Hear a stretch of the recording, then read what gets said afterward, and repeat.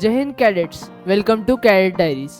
मैं कवि जय यानी जयेश संगीता अजय जादव। लेखक का काम केवल जगत को प्रेम के बारे में बताना नहीं, सच का आईना भी दिखाना होता है। तो आज मैं एक ऐसे राजा के बारे में बताऊंगा जिसने अपने पिता के सपने के लिए खुद का बलिदान तक दे दिया, फिर भी लोग उसे भूल गए, जैसे इतिहास में उसकी कोई पहचान ही नहीं थी। तो कविता का नाम है इतिहास का राजा। चलिए शुरू करते हैं। अनगिनत तारों में उजला एक सितारा, वो भी तो है इतिहास हमारा। क्यों आज लोग उसे भूल ही गए, शायद वो उनकी कीर्तियों को समझ ही ना पाए। मराठों का सरताज बड़ा, शेर के आगे वो भी दहाड़ा। 7 की उम्र में दुश्मन को डराया, जैसे हनुमान ने लंका को जलाया। पिता के रक्षा खातिर मृत घोषित हुआ, शत्रु इस खबर पर उल्लासित हुआ। राजपुत्र होकर भी श्रम किया, जीवन में केवल एक बार उन्होंने प्रेम किया। 24 की आयु में सम्राट बना, शत्रु के आगे सीना तना। 8 साल में 120 युद्ध लड़े, आगे बढ़ते रहे बिना किसी युद्ध को हारे। विद्रोही माँ का सम्मान किया, पिता के सपने के लिए जीवन भर बलिदान दिया। में अपने सालों से मिला दगा,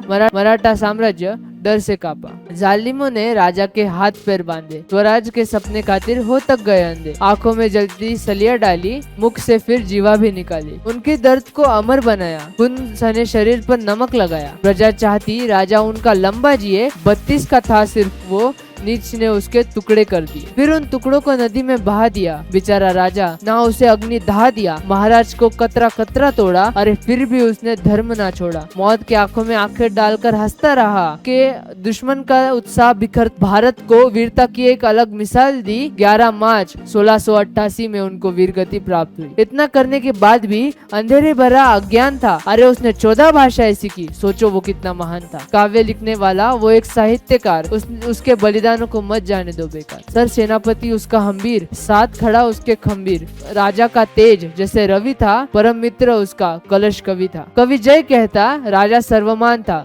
स्त्रियों के लिए देव, प्रजा की वो जान था। उसकी बताई राह पर चले तो भविष्य जैसे सवेरा है। अंत में बस इतना कहूंगा, छत्रपति संभाजी महाराज की जय, छत्रपति संभाजी महाराज की जय।